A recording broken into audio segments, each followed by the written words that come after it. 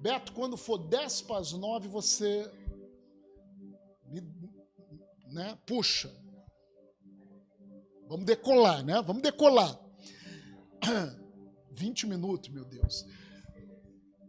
Antes do mês de maio, nós começamos a falar sobre a armadura de Deus.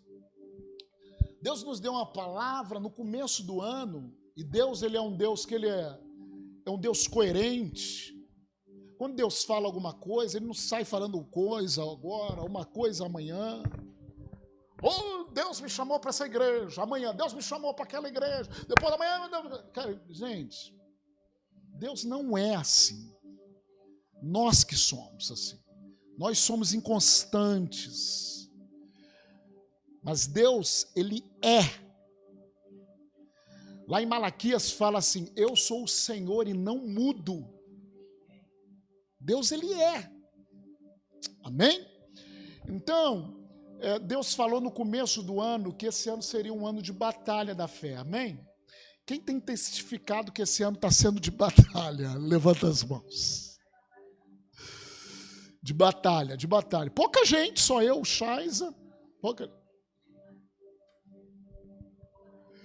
Às vezes assim, tem gente assim, é só uma mão? Posso levantar duas? Levantar os pés. Mas, quando fala de batalha, não se desanime. Porque para a gente ter vitórias, a gente tem que ter lutas. Para que você passe numa prova, você precisa de prova. Você vai fazer um concurso, quer passar, né, na prova do concurso. Eu quero passar. Sem fazer a prova, não tem como, gente. Não é verdade? Então tem que fazer prova. Então esse ano tem sido batalha. E Deus tem falado muito sobre essas questões de Efésios, da armadura de Deus.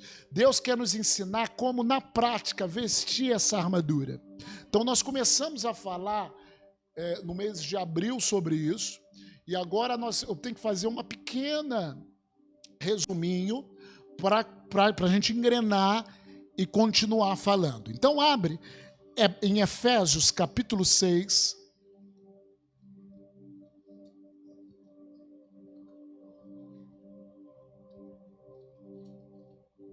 Efésios 6.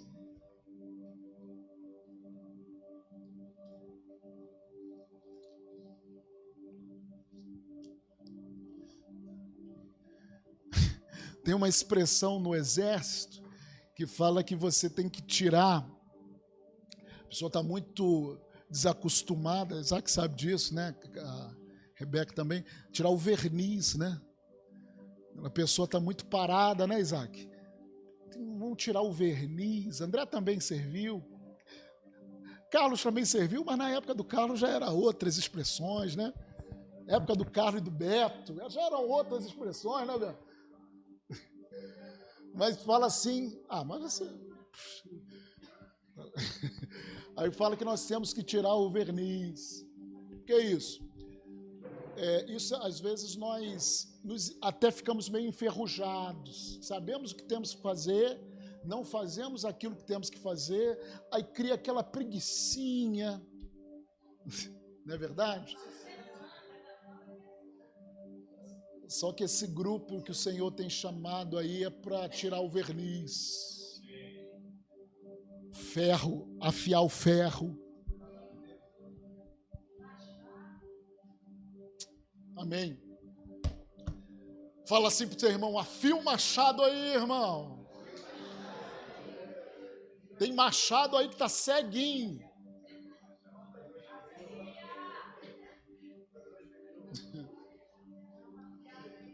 Efésios capítulo 6, verso 10 a 18. Vamos ler? Quanto ao mais, sede fortalecidos no Senhor e na força do seu poder. Revesti-vos de toda a armadura de Deus para poderdes ficar firmes contra as ciladas do diabo.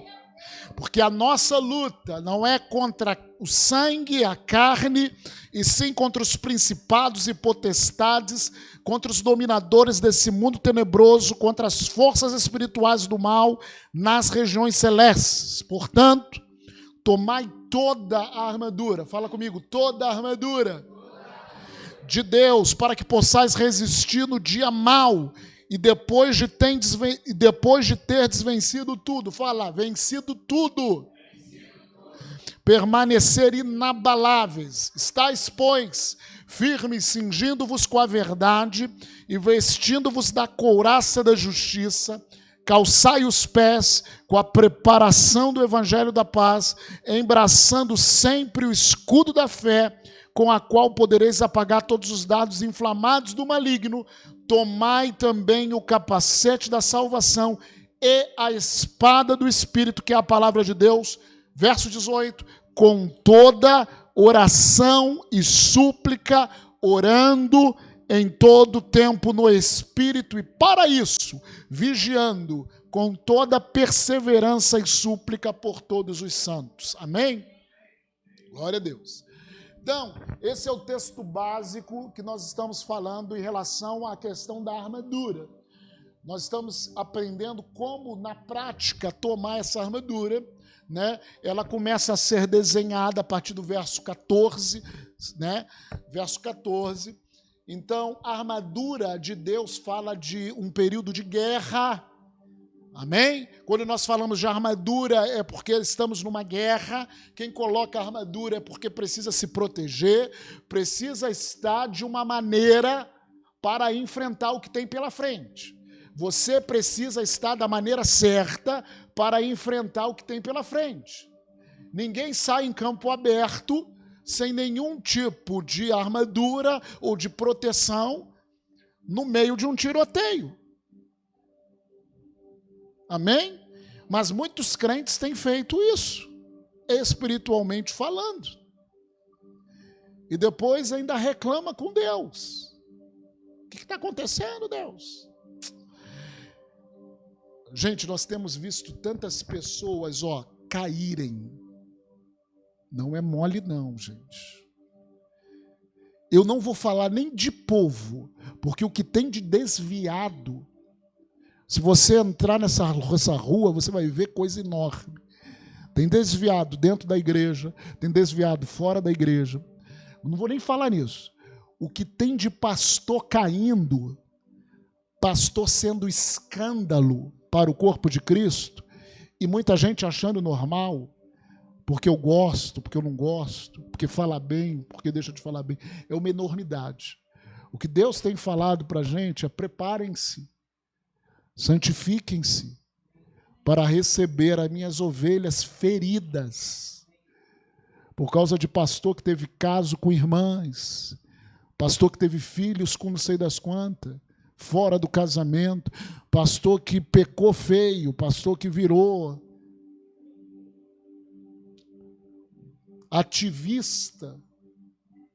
ativistas em pautas que a Bíblia totalmente condena. A Bíblia é muito clara e confundem a cabeça do povo. Querido, deixa eu te falar uma coisa: ou nós somos ou não. Pastor que se chama bem de mal e mal de bem, sabe o que é isso? Confunde a cabeça do povo. Pastores que falam para o povo: podem permanecer do jeito que vocês estão. Deus é amor. E levando uma enormidade de gente para o inferno. Porque a Bíblia não ensina que nós podemos permanecer do jeito que nós somos. A Bíblia fala que nós estamos sendo transformados de fé em fé e de glória em glória. Então, por isso que nós precisamos atentar com o ensino do Novo Testamento. Eu não estou falando, você está muito legalista. Agora qualquer coisa é legalista. E eu já falei muito isso também. Mas, espera aí. A lei não é ruim. A lei é boa. Romanos diz que a lei é boa, o mandamento é bom. O problema não é a lei, o problema é a nossa natureza fora de Deus. Jesus cumpriu toda a lei, amém? Para que nós pudéssemos viver numa outra condição de vida, mas não de qualquer maneira. Não peca aqui, peca lá, peca cá, peca cá, peca cá. Não tem diferença de mundo, não tem diferença de mundo e igreja. Ah, deixa eu ver a Camila. Camila é de Deus. Aí a Camila abre a boca, não sei. Tão igual. Não, querido. As pessoas têm que ver que nós somos de Deus ao abrir a nossa boca, com aquilo que nós fazemos, com aquilo que nós escutamos, com aquilo que nós vemos. Tem que ter diferença. E essa diferença tem que vir de dentro para fora, querido. Se não tem, tem alguma coisa errada. Mas você está aqui para ser moldado. E esse moldar incomoda. Ah, eu quero ir para uma igreja que nego me deixa ser eu mesmo. Deixa ser eu mesmo. Querido, o eu mesmo tem que morrer para que Cristo seja tudo em nós. Cristo em mim é a esperança da glória. Então, é só a introdução mesmo, não é possível. Então, irmãos, nós começamos a falar sobre a armadura porque nós precisamos nos preparar para essa guerra. Deixa eu falar algo. Você precisa de treinamento. Treinamento difícil, batalha fácil. Treinamento fácil, batalha difícil. Às vezes você vê a diferença, quem gosta de futebol, né, que nem eu gosto, a diferença, às vezes, do futebol lá da Inglaterra, né, que é considerado o melhor futebol, do futebol, às vezes, até do Brasil, ou então da China, futebol da China. Parece outro esporte, parece que um está, como se diz, devagar e outro está acelerado, não é verdade, gente? Até os comentaristas aí têm falado que eles têm outro tipo de treinamento, outro tipo de exigência. A exigência deles lá, a nível de futebol, é absurda. Por isso que os melhores estão aonde? Lá. Não é verdade? Aí, às vezes, quando um time do Brasil compete com um time lá, meu Deus do céu, parece que é uma piada. Mas por quê? Porque o treinamento, a exigência de lá é absurda. E o treinamento daqui é diferente. Então, deixa eu te falar algo. Deus, ele quer nos treinar, gente. O treinamento não vai ser fácil. Mas por quê? Porque a batalha é eterna. A batalha é eterna. O que está em jogo é muito mais do que a minha vida e a tua vida. O que está em jogo é uma geração indo para o inferno ou uma geração sendo salva. É os meus parentes, os seus parentes indo para o inferno ou os meus parentes e os seus parentes sendo salvos. Seus vizinhos, seus colegas de trabalho. Então, querido, nós vamos passar um treinamento difícil, treinamento, mas Deus é comigo e Deus é contigo, amém? Fala assim, Deus é comigo. Então, todo cristão precisa entender esse treinamento e tomar toda essa armadura. E todos nós precisamos entender o significado dessa armadura. Aí lá no versículo 14, ele começa a explanar a armadura. E a primeira parte da armadura que ele fala é cingindo-vos com a verdade. Nós pregamos isso em abril, mas eu só estou recapitulando. Efésios 4, 25, abre aí a sua Bíblia. Peço que o João me ajude aqui. Efésios 4, 25. Ele fala o seguinte: por isso, deixando a mentira, fale cada um a verdade com o seu próximo, porque somos membros uns dos outros. Amém? Como eu coloco, como que eu me cinjo com a verdade? Não basta, como eu falei aqui, às vezes nós somos um povo místico. Nós achamos que numa reunião de oração, eu orando em línguas e marchando e colocando a armadura, eu estou colocando a armadura de Deus. Eu também já fiz isso, e muito. Só que acabava disso, E eu não estava com a armadura de Deus. Na realidade, a armadura de Deus é um entendimento, é uma prática.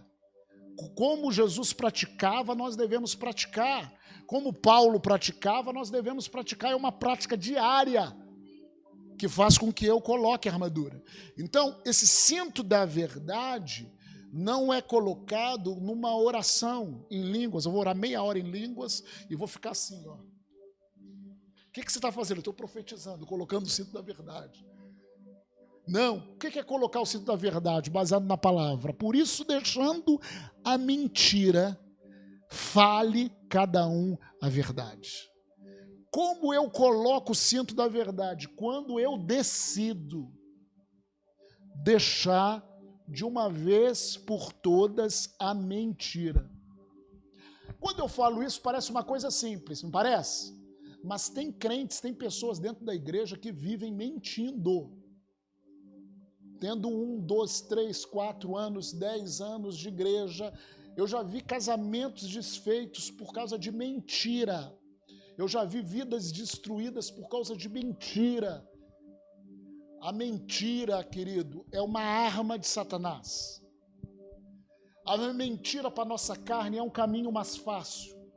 Você fala uma mentirinha para falar que você não está em casa. Você fala uma mentirinha para não ficar... não vou ofender a Chaisa, né?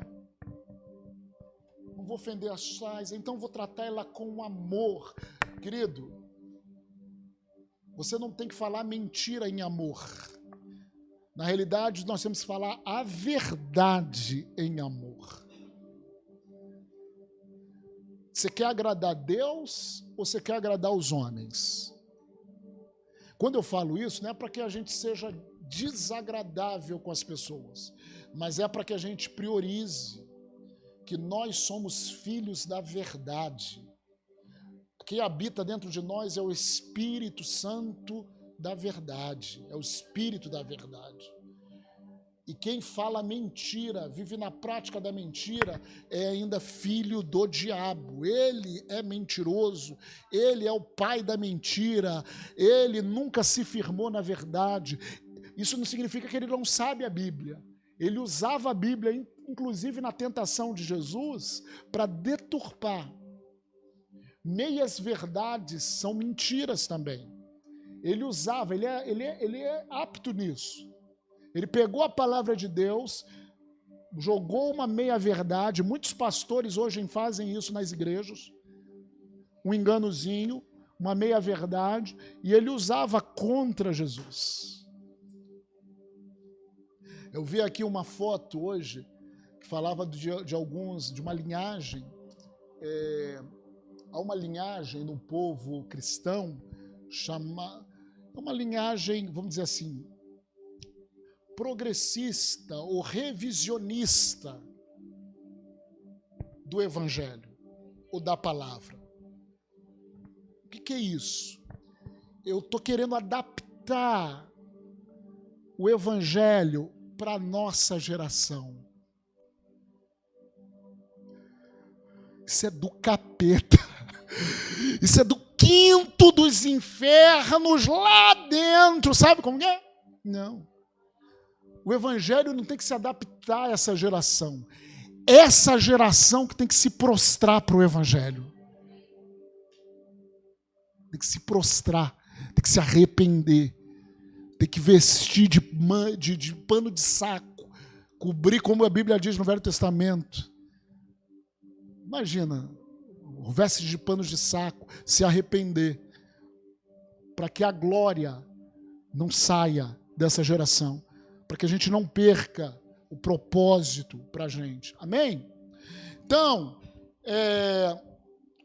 o cinto da verdade o cinto da verdade, meu Deus, eu queria falar sobre o outro. O cinto da verdade, ele você coloca ele quando você decide parar de mentir.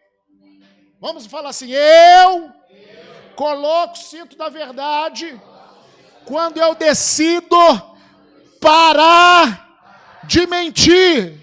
Hoje, amanhã, depois de amanhã, sempre.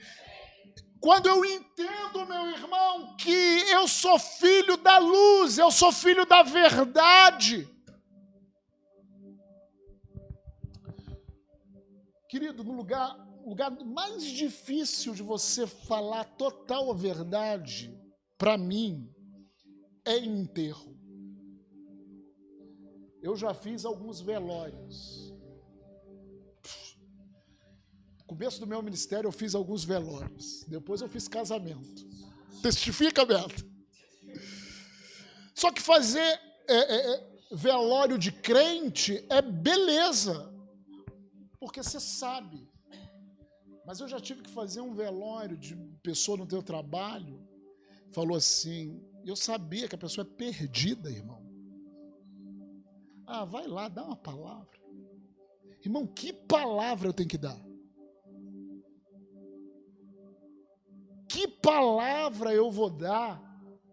Que palavra eu vou dar de consolo, vamos dizer assim, para uma pessoa que não aceitou Jesus, que a única palavra é o seguinte, ó gente, tá vendo, né? Se vocês não quiserem ir para o inferno que nem ela está indo, vocês se... Não! Eu estou falando assim. Então tem momentos que, para não falar meias verdades e mentiras, você se cala. Ou você se cala, ou você ora pelas pessoas. Eu então fiz um enterro orando pelas pessoas presentes. Senhor, que cada um possa ter uma experiência com o Senhor. E como é que eu vou fazer? Não, eu não sei. Até no último minuto pode ter acontecido, né? Qual é a probabilidade, irmãos, de uma pessoa que viveu? Deus é amor, sim, mas uma pessoa que viveu no pecado, na incredulidade, né? Rejeitou e tal. Qual é a probabilidade? É pequena. Eu sei que o amor de Deus pode chegar, mas... Irmãos, a gente não pode conjecturar. Ah, no último suspiro, eu creio que um anjo apareceu para ela e ela aceitou Jesus. Querido, deixa eu te falar algo. Aquela pessoa que estava lá, o Lázaro, né, o Lázaro morreu e o rico. E o rico falava a mesma coisa. Pai Abraão, manda alguém daqui para que eles escutem. Aí Abraão falou ali, olha, se eles não escutam a lei e os profetas, tampouco escutarão, ainda que a gente mande um anjo. A gente que é tão dura e decide não por Jesus, que ela pode ver anjo, arcanjo, capeta, e ela decidiu.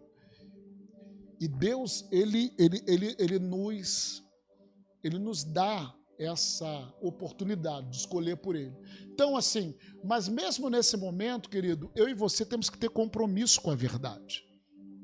Compromisso com a verdade. Quando você... Fala, Beto. Ah, tá. Eu e você temos que ter compromisso com a verdade. Então, vamos fechar aqui. Vamos fechar aqui esse resumo da primeira peça. Então, eu e você precisamos colocar o cinto da verdade. Como que a gente faz isso na prática? Isso que eu quero que você entenda.